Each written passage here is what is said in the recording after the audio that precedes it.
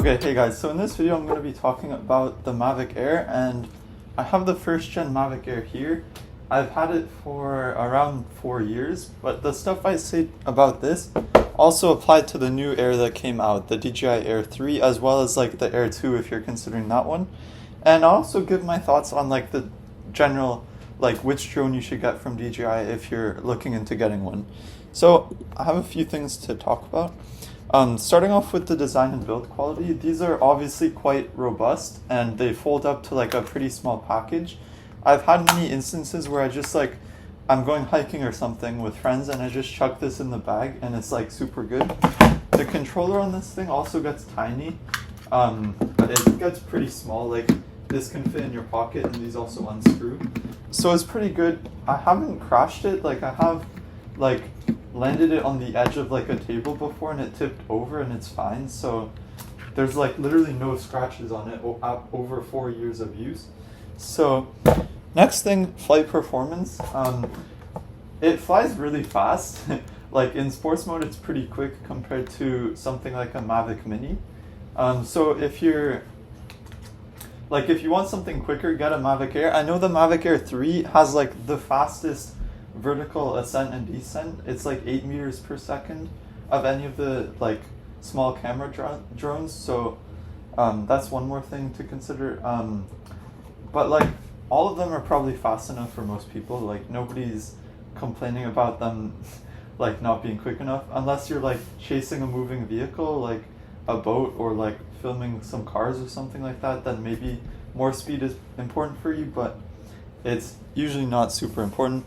So the camera on this one, it's like it is pretty noisy like in low light. So if I'm getting images of sunsets or like things like that, I'll put up a few images I've gotten in some videos, then it does get a bit noisy. So also one more thing I have noticed is if you try to take long exposure shots, like maybe 2 seconds, the drone slowly like spins or like moves a bit when it's flying because of wind and stuff, and so you'll get a super blurry shot. So you pretty much can't ever shoot anything slower than 1/10 of a second or something like that. And always keep the ISO at the minimum for less noise when it's like bright outside. So next, the gimbal.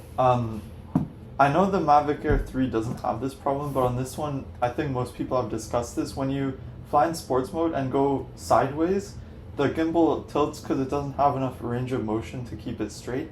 Also, if you fly forwards, the camera like tips down because it doesn't have enough range of motion. One more thing I want to note is the Air 3 has 2 cameras. One of them is a 3x and the other one is a 1x. So there's that. Not much to say about it. It's just a 3x camera. I'm sure the low light performance is better on the Air 3 and the Mavic Pro as well. But I do know that the Mavic Mini has something similar to this camera. All of them film 4K though, so they're all pretty good. The battery as well as the controller I want to discuss. So I've used this for 4 years. I don't have the Fly More combo, so I've been using the same battery all these years, and this is probably normal, but after I fly with it, the battery gets crazy inflated and this part is like round and it's like crazy hot as well. So that's one thing to note if you're going to use this for a few years. It's probably normal, but one thing to keep in mind. Maybe you might want to get a new battery after like 200 flights or something like that. But yeah. Remote controller, as I said, it folds up really nicely. It's got all the useful buttons. I don't actually use any of the record video or photo buttons because I just press the screen when my phone's in. But yeah, in terms of connection, like I can fly this around 1.2 kilometers if I'm out in nature. Like when I go to the cottage, I can sit inside the cottage and fly this like over 1 kilometer away and I can still see fine as long as you have like a clear view of it. So if it's like there's nothing in front of you and you just fly it that way for 1 kilometer, it works fine. But if you fly it in neighborhoods and stuff, you can't go more than like 400-500 meters before it starts to cut out for this one.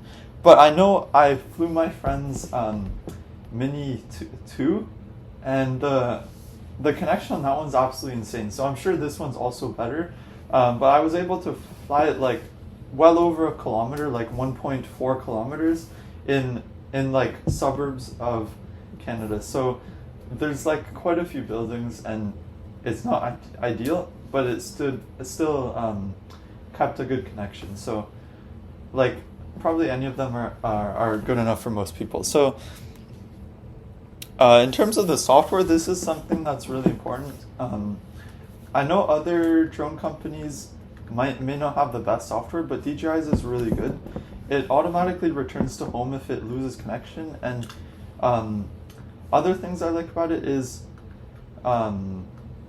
like on the bottom of the screen, it shows you if there's obstacles behind you, so it'll turn red like on the sides depending on if there's obstacles behind the drone. So you kind of have like awareness of all around you without having to constantly spin the drone to look around. So that's another thing I like.